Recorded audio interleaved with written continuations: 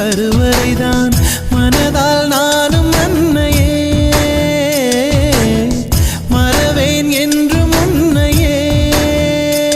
நான் பாலைவனத்தில் விதை போல் நீ பருவம் தந்த மழை போல் என் காதல் செடியில் பூவும் பூத்ததே. உன் விழி திறந்திருந்தால் விழியலி